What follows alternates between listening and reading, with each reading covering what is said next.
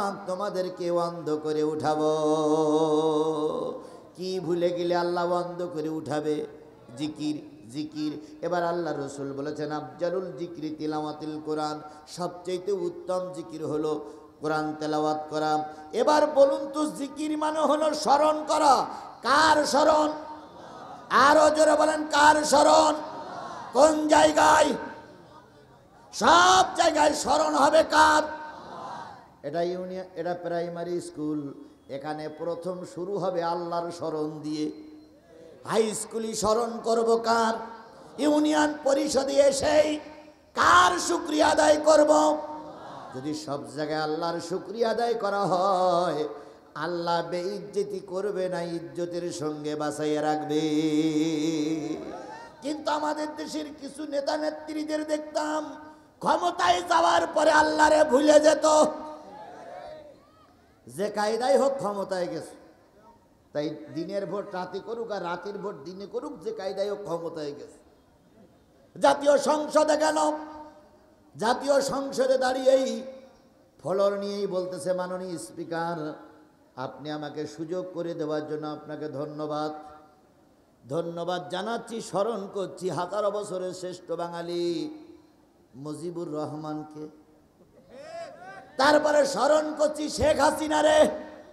15-20 minute কথা বলল, একটি বারের জন্য আল্লাহর নাম মুখে উচ্চারিত হলো না।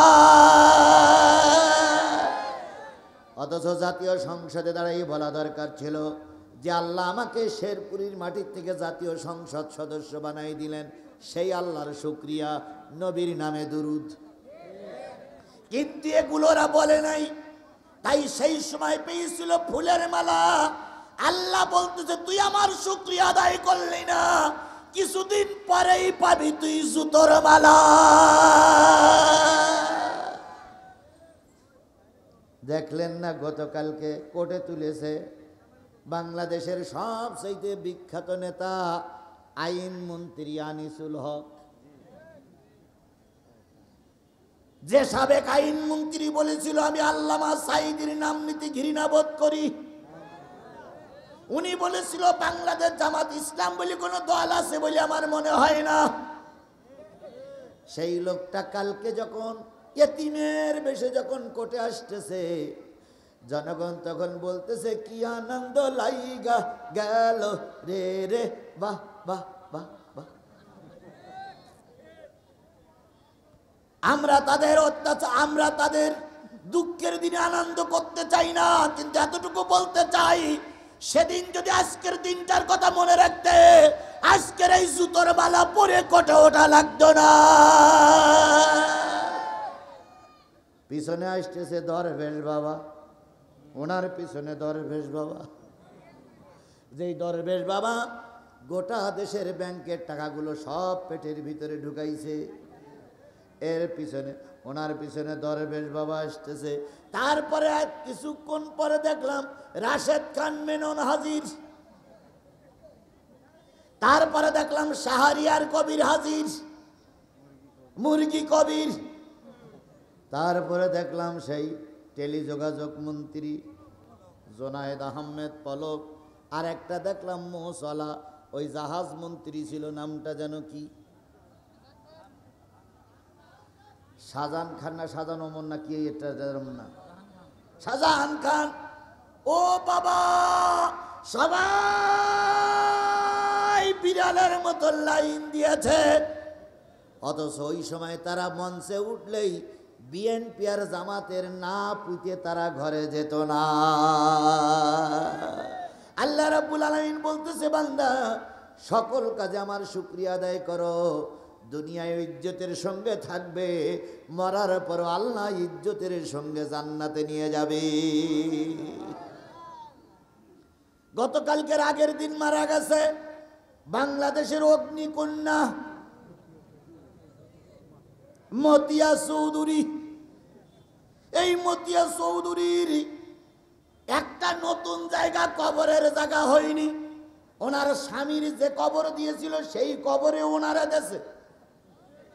তো আমি চিন্তা করলাম, ফেরেশতা যদি আসে, ফেরেশতা এসে যখন বলবে মান রব্বুকা, তো তখন ওনার স্ত্রী জবাব দেবে না, উনি জবাব দেবে। যদি ও লোক বলে ফেরেশতা আবার আসছো কেন, আমার তো এমনি শুরু হয়ে গেছে।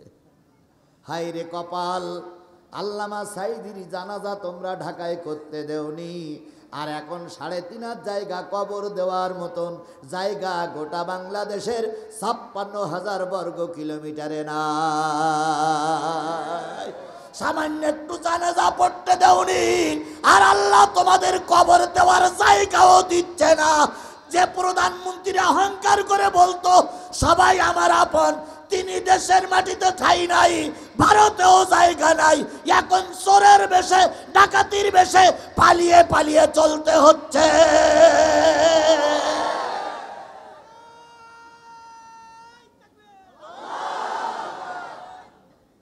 আল্লামা সাইদি বলেছিলেন, অত্যাচার বন্ধ করো, আলেম ওলামা গ্রেফতার বন্ধ করো, মুসল্লিদের মারা বন্ধ করো, নতুবা এমন একটা সবাই আসবে পালানোর জন্য ইঁদুরের গর্ত পর্যন্ত খুঁজে পাবা না। সেটা এখন হয়নি, হয়নি। ভারতও বলতেছে ভিক্ষার দরকার নেই, কুকুর ঠেকা। প্রায় বলতেছে আপনি অন্য জায়গায় চলে যান। গতকালকের একটা সুসংবাদ দিয়ে আলোচনা শুরু করছি।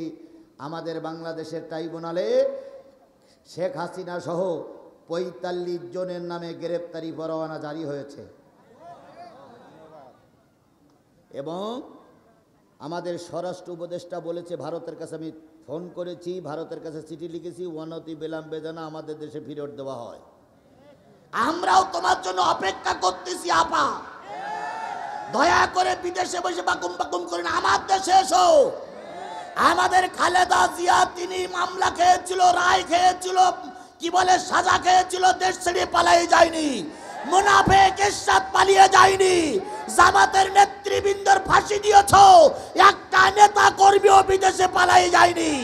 আর আপনি এত বড় শক্তিশালী নেতা, তা ভারতে বসে বাকুম বাকুম করতেছেন কেন? দেশে আসুন, দেশে আসুন, দেশে আসুন।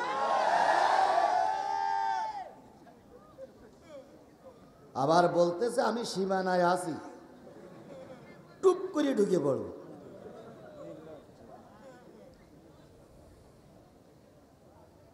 টুপ করে ঢুকে দেখেন একটু কেরাম লাগে। আইসো চট করিয়া, আয়না ঘর তোমার জন্য রাখছি গো সাজাইয়া। ও বুবু আইসো চট করিয়া, আয়না ঘর তোমার জন্য রাখছি গো সাজাইয়া। আমরা রিসিপিশনে বৈশাছি, রিসিপিশনে বৈশাছি, জুতোর মালা লইয়া, আয়না ঘর তোমার জন্য রাখছি গো সাজাইয়া। তুমি নির্বিচারে মারছো মানুষ ক্ষমতার লাগিয়া, নির্বিচারে মারছো মানুষ ক্ষমতার লাগিয়া। দিন ধর্ম আর মানবতা সব কিছু ছাড়িয়া, বুবু সব কিছু ছাড়িয়া, তোমার পাপের শাস্তি,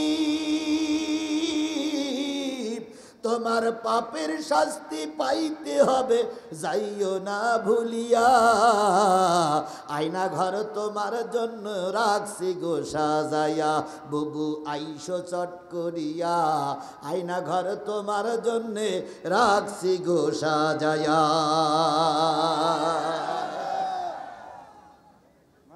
একটু এসে দেখো, 18 কোটি মানুষ লাঠিতে তেল মাখাইয়ে সীমান্ত পাহারা দিচ্ছে। আসো বুবু আসো। তাহলে যে জিনিসটা বোঝাতে চাচ্ছিলাম সেটা হলো, এই পৃথিবীতে যদি কেউ কোরআন ভুলে যায়, আল্লাহ ভুলে যায়, তাহলে এই পৃথিবীতেই সে কি হয়? লাঞ্ছিত অপমানিত হয়। আর কিয়ামতের দিন সে কি হয়ে উঠবে? অন্ধ হয়ে উঠবে।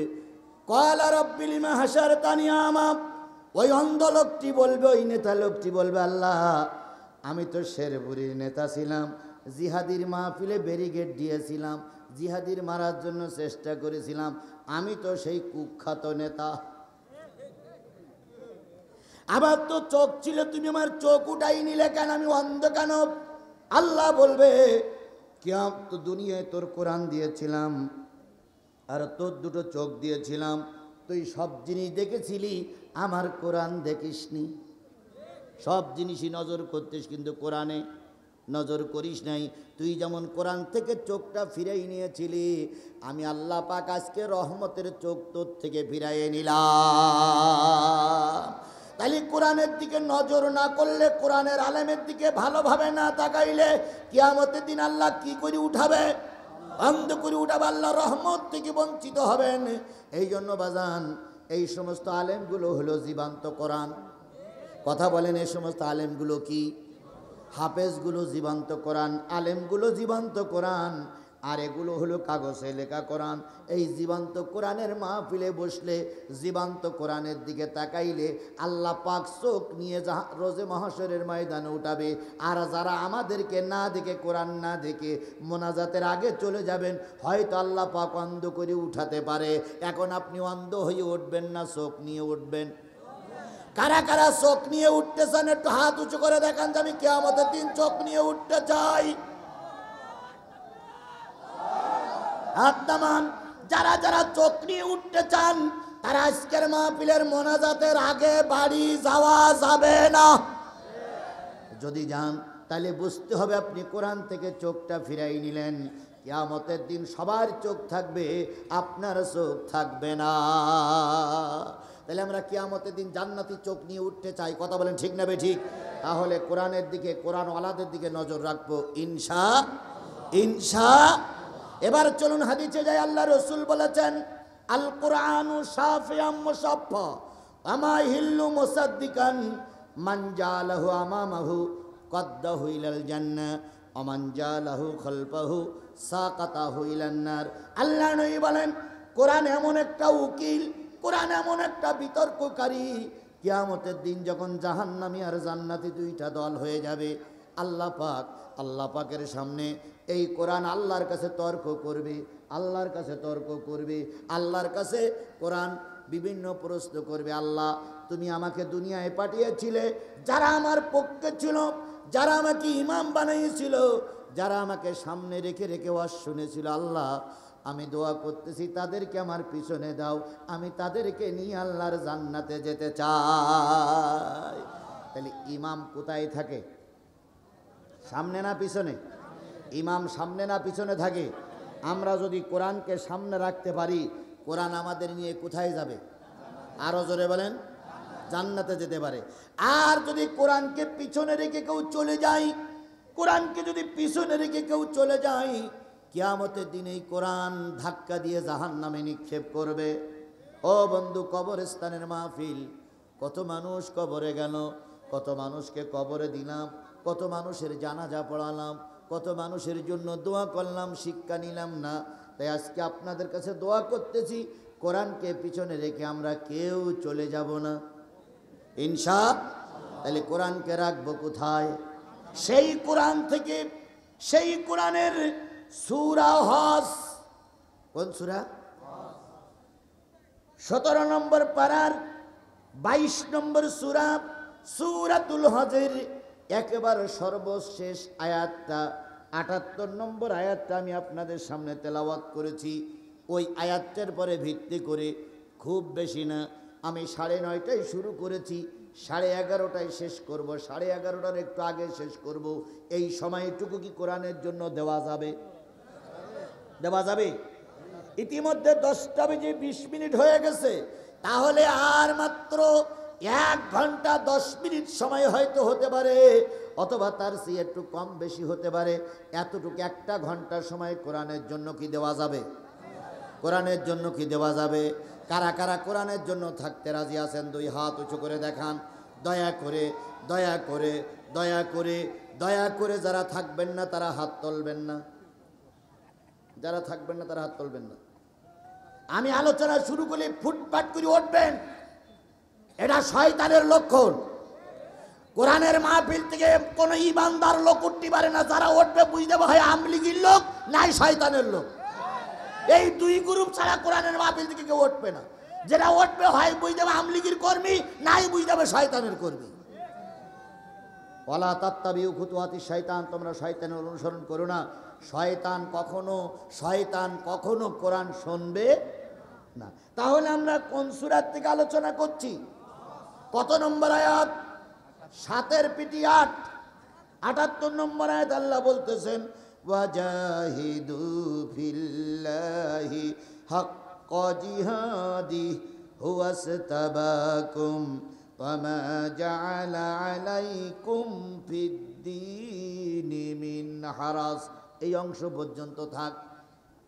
আল্লাহ বলতেছে জিহাদ করো আল্লাহর রাস্তায়, জিহাদের হক আদায় করে। কে বলতেছেন? আবার জিহাদের কথা শুনলে কিছু লোকের নাক মুখ সেটকি হয়।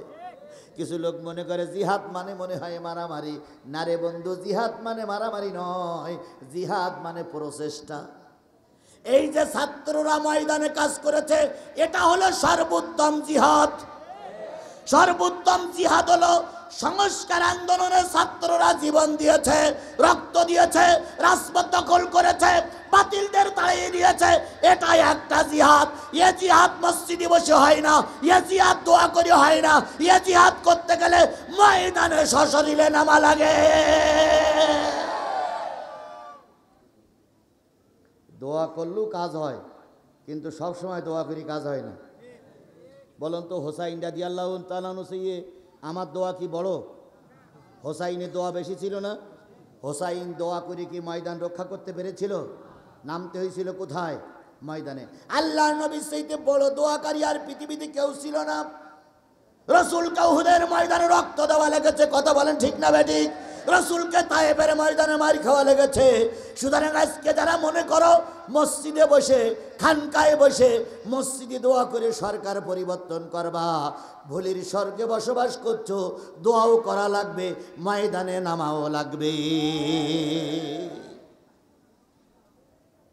দোয়া আমরা কম করিনি। যখন আমার নামে 20টা মামলা হলো, যখন আমাকে 5 দিন রিমান্ডে নিল, ওই রিমান্ডে 5 দিন থেকে যে কত মন চোখের পানি ফেলেছি আল্লাহ ছাড়া আর কেউ জানে না। কিন্তু ওই চোখের পানিটা তখনই কাজে লেগেছে যখন এই ময়দানে কোমরে গামছা বেঁধে নেমেছি, তখন ওই জিহাদটা কাজে লেগেছে, দোয়া তখনই কাজে লেগেছে।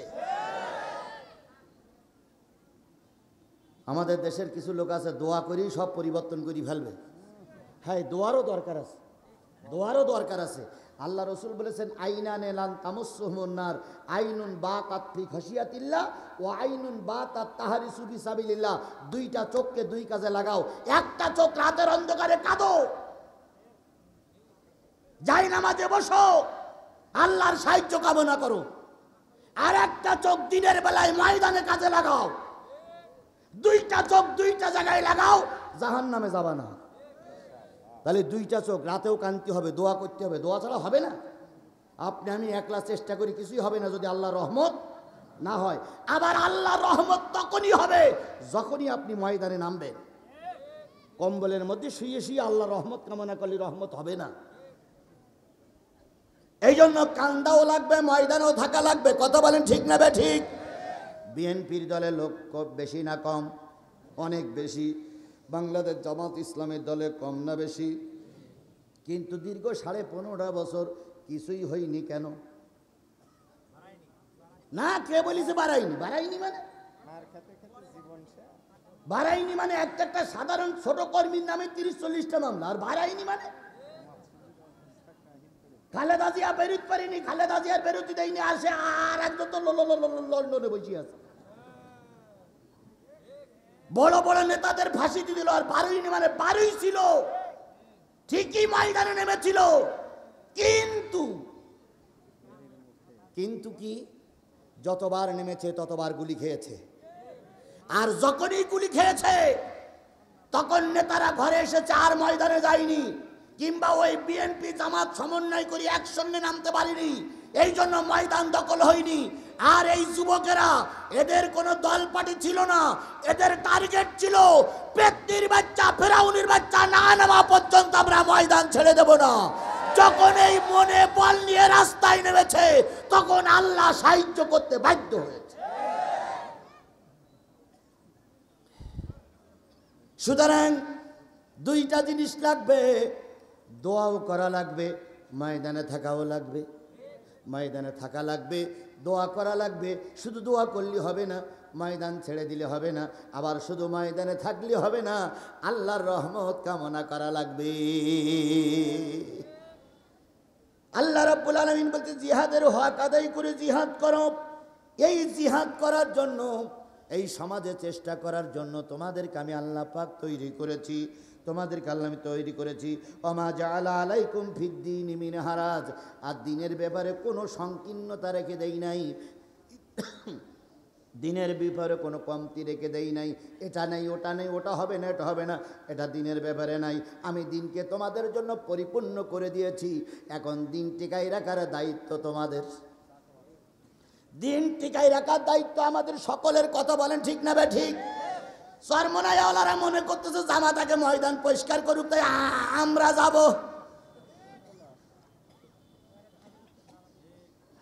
আমরা তার একটু জেকের করি নেই? না না না না, চরমনাই ভাইদেরকে বলি, জামাত ইসলাম ময়দানে আছে, তোমাদেরকেও ময়দানে নামা লাগবে। আবার জামাত ইসলাম মনে করতেছে আমরা একা একাই ময়দানে নামবো, চরমনার দরকার নেই। না রে ভাই, না রে ভাই, সব টুপিওয়ালাদের ময়দানে নামা লাগবে। যদি সব টুপিওয়ালারা একজোট হয়ে ময়দানে নামতে পারি, আমি সাদা কাগজে লিখে দিতে পারি, আগামী সংসদ হবে কোরআনের সংসদ, আগামী দেশ হবে টুপিওয়ালাদের দেশ, আগামী দেশ হবে কোরআনের দেশ।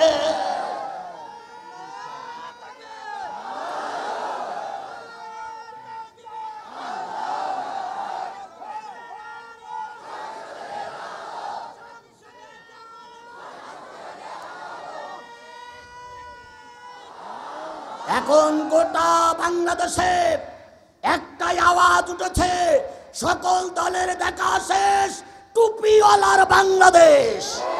সকল দলের দেখা শেষ, টুপিওয়ালার বাংলাদেশ। আপনারাও কিছু একমত? সবাই একমত? সবাই একমত? যারা বুকে হাতে হাত বাঁধে তাদেরকে আমরা কি বলি? আহলে হাদিস। যারা নাবির নিচে হাত বাঁধে তাদেরকে আমরা কি বলি? হানাফি। যারা হাত বেঁধে রাফাদাইন করে তাদেরকে সাফি, মালিকি, হাম্বলি বলি। সবাই আমার ভাই, সবাই নামাজি, সবাই এক আল্লাহর পরে বিশ্বাস করে, সবাই আমার ভাই। আগামী দিনে সবাইকে একজোট হয়ে এই ফেরাউনদের মোকাবেলা করতে হবে। এখানে ফতোয়া দেওয়ার কোনো সুযোগ নেই, কোনো সুযোগ নেই, কোনো সুযোগ নেই। দয়া করে ফতোয়াবাজরা মুখ বন্ধ করুন, ফতোয়াবাজরা মুখ বন্ধ করুন। এখন ফতোয়া দেওয়ার সময় না, এখন দিন কায়েমের সময়। তারপরে যখন দিন কায়েম হয়ে যাবে, যে যে সেক্টরে আসেন সেই সেক্টরে চলে যাবেন, আমরা কাউকে বাধা দেব না। কিন্তু এখন ইসলামী আন্দোলনের বিরুদ্ধে তথা দিন কায়েমের বিরুদ্ধে যে মৌলবী ফতোয়া দেবে, ওর ঠ্যাং ভেঙে ওই আওয়ামী লীগ